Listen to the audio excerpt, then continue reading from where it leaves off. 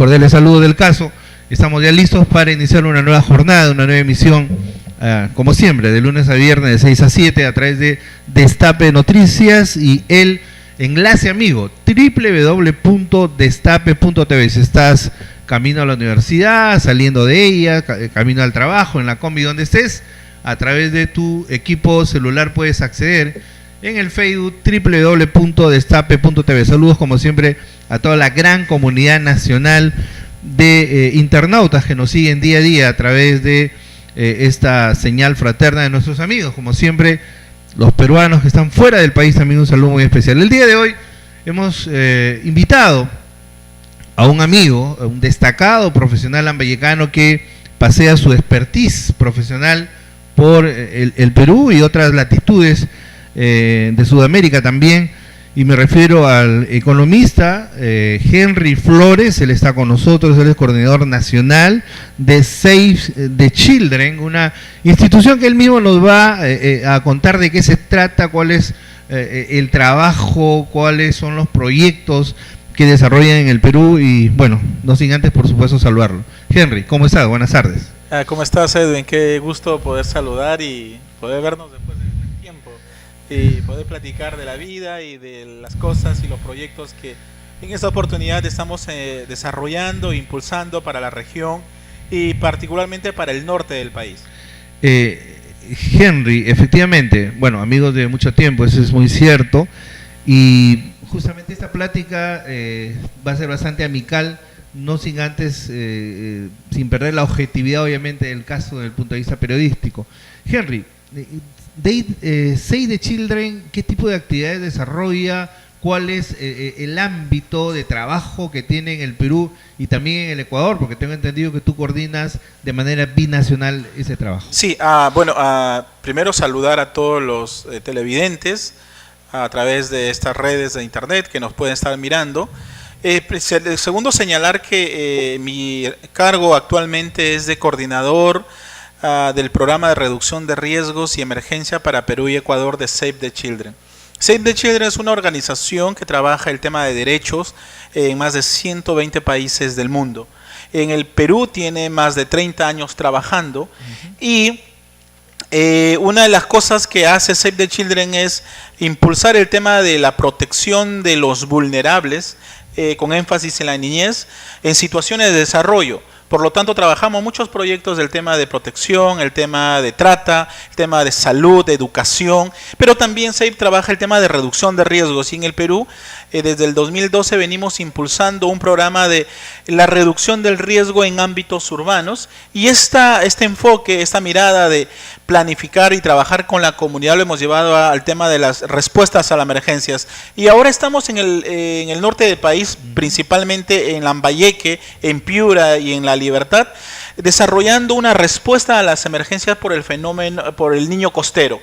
Entonces, venimos trabajando ya, por ejemplo, para el caso puntual de Chiclayo desde el mes de febrero, pero en este momento, esto lo hemos venido haciendo con equipos de técnicos, pero... Eso es justo lo que quería preguntarte. ¿Ha habido previamente un levantamiento de información, una especie de catastro mínimo, básico, que les permita a ustedes tener una información de primera mano de cuál es la magnitud, por ejemplo, de lo sucedido y la afectación sobre todo con los más vulnerables? Sí, hay mucha data sobre esto. Por ejemplo, se acaba de salir una información reciente de COFOPRI, nos dice que aproximadamente para el caso de Lambayeque hay más de 12.000 damnificados. Caramba. Pero mirando la data... ¿Solamente en Lambayeque? En Lambayeque, sí. Ese es un número bastante elevado, y hay más de 4.000 personas que han perdido sus casas, han colapsado o son inhabitables. Y hoy acabo de llegar a una reunión donde el gobierno, por ejemplo, está tratando de intervenir con 1.036 módulos para esta población, pero hay una brecha bastante enorme, más de 3.000 familias que no están beneficiados. Sabemos que hay otros actores, otros actores humanitarios en la región, que sumando entre todos están dando aproximadamente unos 1.000 también alojamientos temporales o viviendas temporales. SAVE the Children, a través de un donador, de un donante que es el gobierno americano, que es Obda USAID, vamos a apoyar a la región Lambayeque con 550 módulos o alojamientos temporales de emergencia para las familias más vulnerables. Y lo estoy mencionando los más vulnerables por una sencilla razón. Sabemos que hay 4.000 familias damnificadas, atendiéndoles 1.500, 2.000 con el gobierno. Hay 2.500 familias que no están siendo atendidas. Eso es el universo de población que necesitan ahora un tipo de apoyo. Muchos de ellos están haciendo cosas con sus propios recursos, endeudándose, generando su propia economía. Pero hay otras familias que no lo pueden hacer. ¿Por qué? Porque son familias, por ejemplo, que están regentadas por una mujer, ¿verdad? Es la lideresa del hogar. O sea, son hogares disfuncionales donde solamente está la mamá. Exactamente. La mamá hace de papá y mamá. La mamá trabaja, tiene que cuidar a los niños y por lo tanto no tiene los recursos para que pueda hacer este. Hay otras familias que están regentados por personas que son con algún tipo de discapacidad. Caramba. Hay otras familias que tienen niños menores de 5 años. Hay familias que hay mujeres embarazadas, hay que priorizar el tema de esta mujer embarazada y el bebé que está viniendo. Pero hay otras familias que de repente están dirigidos por adultos mayores. Ellos no pueden porque no tienen la capacidad, porque los hijos se fueron abandonados. Pero también hay otras familias que tienen algún miembro de su familia que tiene alguna enfermedad crónica. Para nosotros, esas son las familias más vulnerables dentro de los damnificados. Para nosotros, ellos son nuestro foco de atención y a quienes vamos a atender. Y ahí está enfocado el proyecto. Para Lambayeque queremos construir más de 600 alojamientos temporales y para La Libertad aproximadamente unos 550 también. Ahora, Henry, en el caso de Lambayeque, ya habiendo focalizado los lugares, si se quiere, que han sido más perjudicados y todavía esa brecha de personas a las cuales no se ha podido llegar, ¿dónde es que se piensa exactamente apoyar? Esa es una muy buena pregunta, Edwin. El foco principalmente y la brecha está en el tema rural. Por ejemplo, en la parte más alejada de Jayanca. Hasta ahora no hay ningún tipo de intervención para Motupe, por ejemplo, en las zonas más alejadas donde ha sido damnificados. Hablamos de Íllimo, la parte más rural, de Morrope. Si bien es cierto, muy cerca a Morrope hay comunidades como Angolo que está siendo habitable, pero hay comunidades más allá del río, que está a 40, a 1 hora, 20 minutos, que hay que llegar y vamos a trabajar con esas familias. Nosotros estamos focalizando estas familias. En este momento hay un equipo de oficiales de campo que están llegando a estas zonas. En la siguiente semana vamos a tener un mapeo real. ¿Cuáles serían esas comunidades para poder atender a estas familias? Mira, qué interesante. Ahora, en cuanto a lo que han hecho ustedes en Piura, porque evidentemente si Lambayeque ha sufrido, Lambayeque, Piura ha padecido ese tema, creo que elevado a su enésima potencia.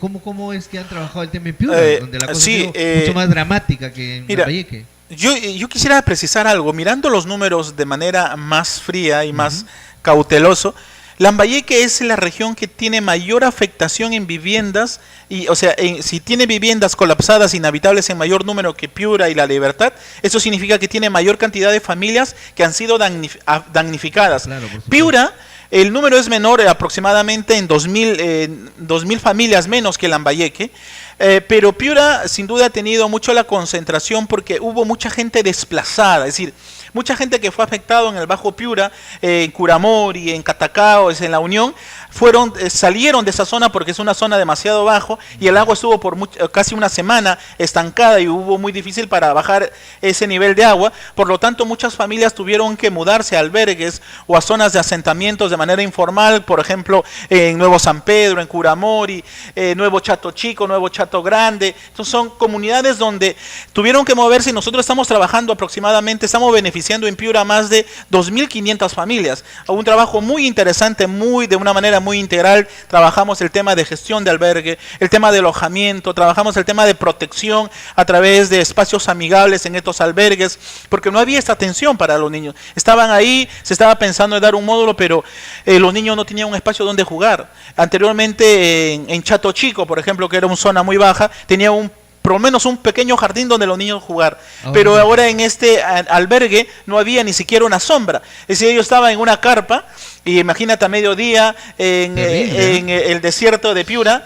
Entonces la gente necesitaba salir de eso, pero no tenía dónde salir, porque ni siquiera tenía una sombra. Estaban casi presos ahí. Pero es presos como si fuera en un sauna, por el calor, por lo que implica estar en una... Exactamente. Entonces ahora se está trabajando de una manera muy integral y ahora también tenemos un proyecto muy fuerte de salud. Estamos identificando a los niños y niñas que por el tema de las lluvias y la modificación de su vida normal podrían tener algún tipo de dificultad en el tema de su alimentación y eso podría generar algún problema en su desarrollo. Por lo tanto, se están identificando esos nudos críticos en salud y eso lo venimos trabajando directamente con la DIRESA y con el Ministerio de Salud, ¿no? Para poder hacer un trabajo conjunto. Ahora, justamente eso te quería preguntar, o sea, ¿cómo así este tema de la salud, que lamentablemente es un poco la consecuencia de este fenómeno? Ahora incluso se habla de el neurodengue, ¿no? O sea, imagínate hasta dónde es que la enfermedad puede incidir en la salud de las personas. Pero la pregunta puntual es, ¿en qué medida este tema y la secuela de la misma ha perjudicado a las poblaciones de Piura, de Lambayeque y de Libertad? Hay muchas especificidades en el tema del desarrollo de vectores que podrían incrementarse por el tema de las lluvias. Nosotros actualmente estamos trabajando el tema de control de vectores a nivel comunitario en las comunidades donde vamos a desarrollar el tema de alojamiento temporal de emergencia. Pero en Lambayeque, desde febrero hasta mayo hemos atendido más de 2.500 familias ya con el tema de vectores. Por ejemplo, en José Leonardo Ortiz, en la zona más críticas, en los barrios más periféricos de José Leonardo Ortiz, donde había mucho tema de charco, el tema de basura. Lo que hemos hecho juntamente con el Ministerio de Salud y el municipio es ir a fumigar esos focos infecciosos donde había mucho tema de larvas. Lo hemos hecho en los albergues de Imo, en los albergues de Jayanca, hemos trabajado en la parte rural de Morrope con ese trabajo, es decir, y en Piura estamos haciendo un trabajo muy puntual como en Paita, en Catacaos, en Curamori y en mismo Castilla, que es uno de los barrios más golpeados por la salida del río Piura en la ciudad misma de Piura, ¿no? Ahora, y en el caso de Trujillo, donde nadie pensó o en todo caso nadie recordó que las famosas quebradas, al ser activadas, iban a causar tanto daño y de veras que lo han hecho, llegando incluso a inundar el mismo Mancicia. Dicen que el estadio se convirtió en una laguna y el agua llegó hasta la Plaza de Armas. ¿Cómo es que se ha manejado el tema? Es bastante interesante. Mira, en Trujillo se analizaban de que podían activarse 4 quebradas. En este fenómeno, ¿no? Se cobraron 13 quebradas. 13 quebradas. Caramba. Es decir, una cosa bastante... Pero ¿qué pasó ahí, Henry? O sea, falló el cálculo, no se planificó bien las cosas, porque alguna vez Correa diría, si en el Perú las cosas se han dado como se han dado es porque no ha habido previsión ni planificación, ¿no? Sí, probablemente, bueno, el Perú tiene toda una ley del SINAGER, que es el Sistema Nacional de Gestión de Riesgo, donde tiene 7 procesos que deberían analizarse, como el análisis del riesgo, el tema de la prevención del riesgo, el tema de la reducción del riesgo, el tema de la preparación, la respuesta, la rehabilitación y la reconstrucción. Sí, como te decía, venimos trabajando como organización desde el 2012 en estos temas, y es verdad, hay que hacer un tema de autocrítica. Mucho de las organizaciones como la nuestra se ha trabajado mucho el tema de eventos que podrían afectar a poblaciones como en ámbitos urbanos, y nos hemos concentrado mucho en el tema del sismo. Es decir, el sismo ha sido como un elemento muy analizado en todas sus variables, desde con permanentes simulacros pero muy poco se ha hablado sobre el tema de simulación, análisis sobre inundaciones, por ejemplo. Es decir, uno de los retos actuales es cómo se debe planificar una ciudad ante fenómenos naturales como lluvias intensas y que podrían causar el tema de incremento de las quebradas secas que han existido por años. Ahora, ese es otro tema interesante ahí y no quiero dejar pasarlo, Henry, porque tú lo conoces muy bien técnicamente, el tema del ordenamiento territorial. Es decir, yo creo que este niño costero ha puesto en cuestión el ordenamiento territorial del país, de las regiones. Por ejemplo, aquí en Lambayeque, como tú sabes, con muchos bombos y platillos, el gobierno regional pasado generó un ordenamiento territorial, pero no ha habido el debido acondicionamiento territorial de cada una de las provincias. Sí, yo creo que ha sido una oportunidad que no se aprovechó adecuadamente. Sé que se hizo avances, pero estos avances no llegaron a aterrizarse en cosas más concretas a nivel de gobierno locales, ni sirvió como para la planificación real de lo que es la propia ciudad como Chiclayo, o como Pimentel, o Ferreñafe, o Lambayeque.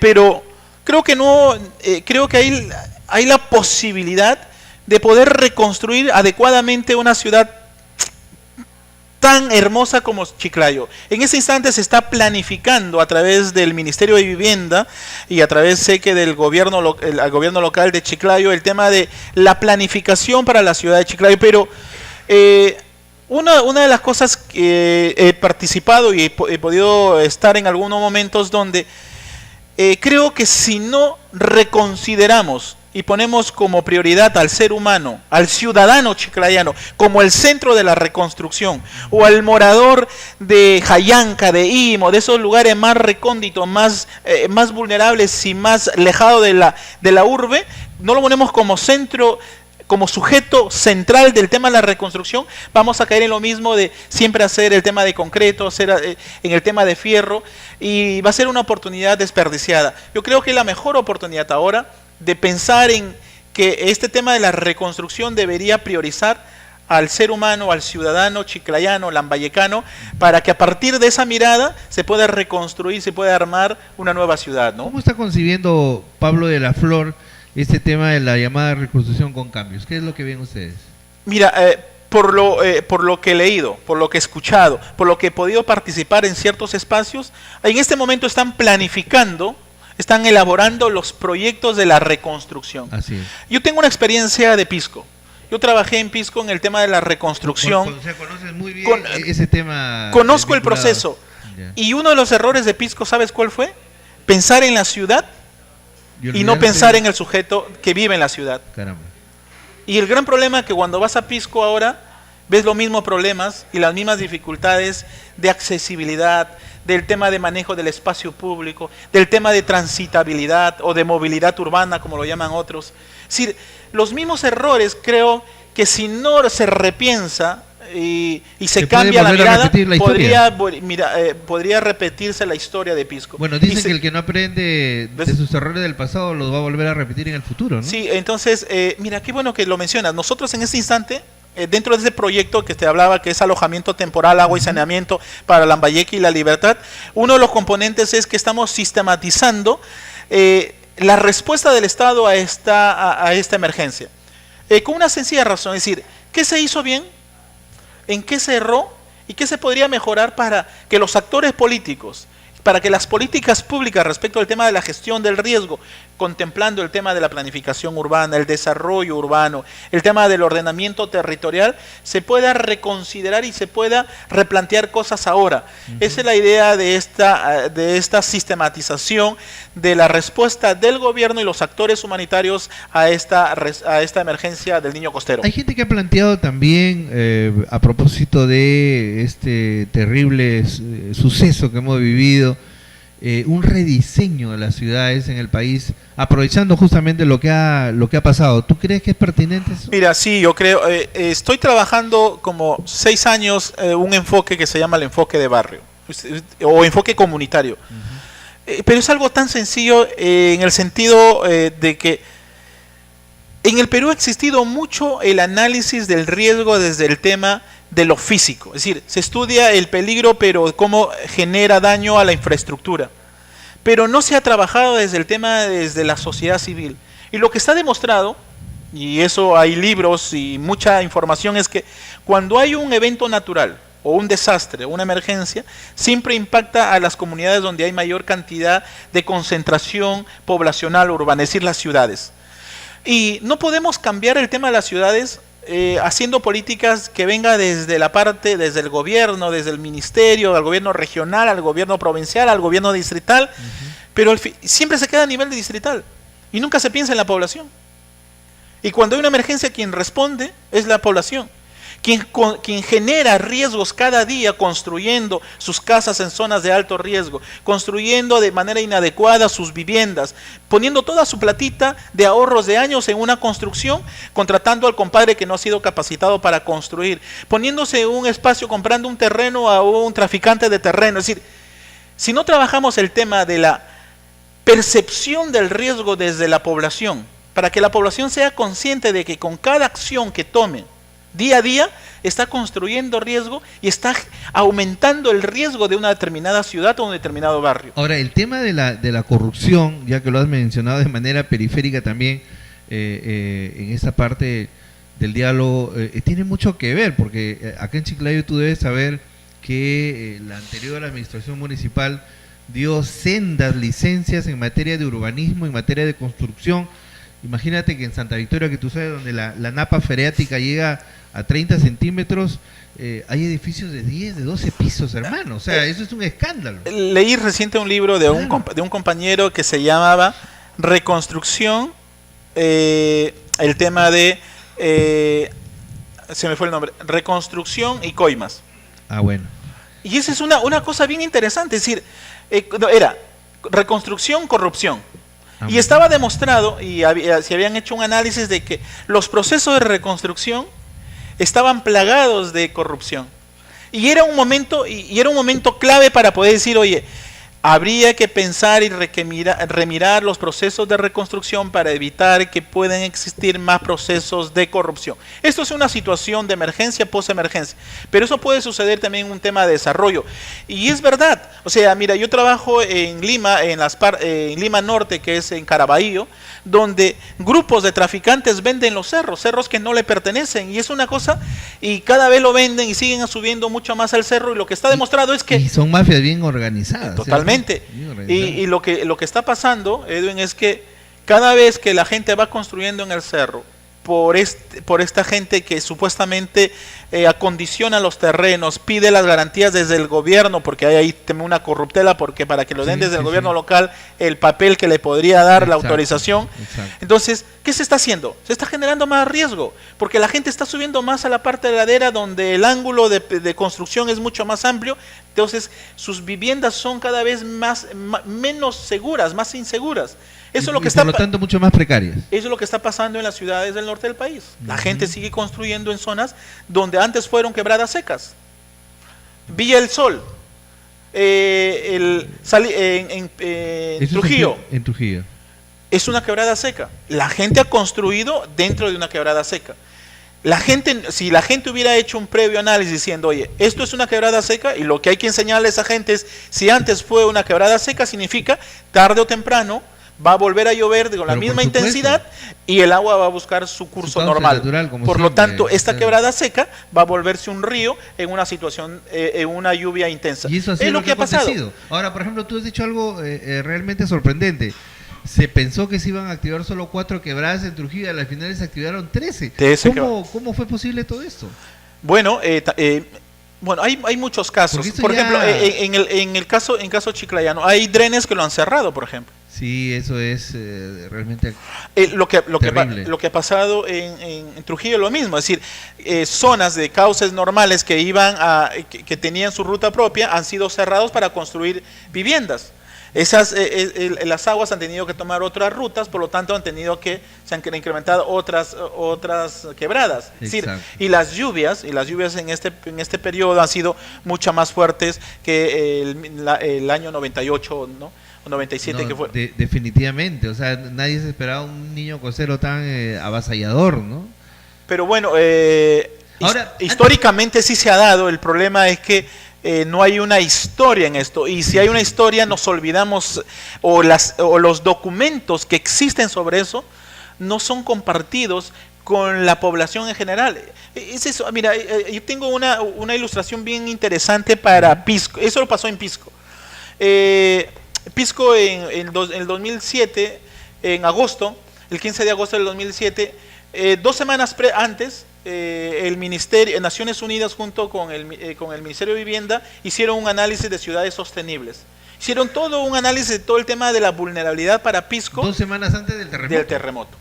y le entregaron unos sendos documentos, hermosos documentos, y con impresiones a colores, bien encaratulado. Con encarte de lujo. Exacto, muy bonitos, perfecto para la foto. Claro. Y le entregaron al funcionario de desarrollo urbano, al alcalde de Pisco. El alcalde de Pisco lo recibió, lo entregó a su funcionario a través de sus documentos clásicos, y el funcionario lo tomó y dijo, ah, qué bonito, y lo guardó en su escritorio.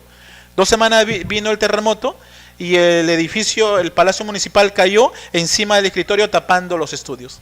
¿Qué te digo con esto? Qué terrible. ¿Qué te digo con esto? Es decir, información existe, pero ¿cuánta de esta información la conoce la gente de a pie? La gente que vive en Luján, sector 5. ¿Cuánta gente lo conoce? El sector 4 de Villahermosa, por ejemplo. Exacto. Donde hay como 5 sectores. El pueblo joven, el Edén, en José Leonardo Ortiz. ¿Cuánta de esa población conoce esta información sobre los 23 puntos críticos de inundación de Chiclayo? Muy pocos.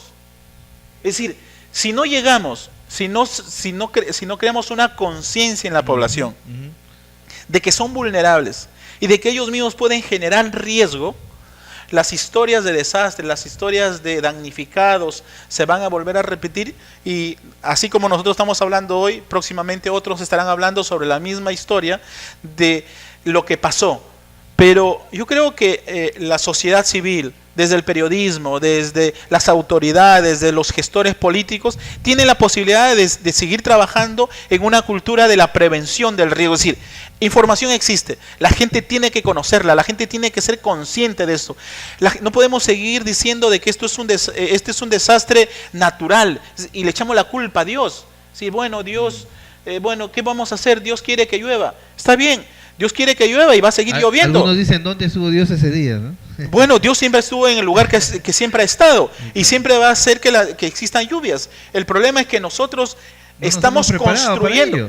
Es que no solamente nos estamos preparando, estamos generando riesgos día a día. Eso es lo peor, ¿no? Cada día. Eso es lo peor. Es decir, generamos riesgo Pero, Henry, eso no nos debe asombrar mucho, porque dicen que el más grande depredador que hay en el universo es el hombre. Está bien, pero generamos riesgo, por ejemplo, cuando un funcionario público otorga una licencia para construir 6 pisos, sí, cuando sabe que por la capa freática no lo puede hacer.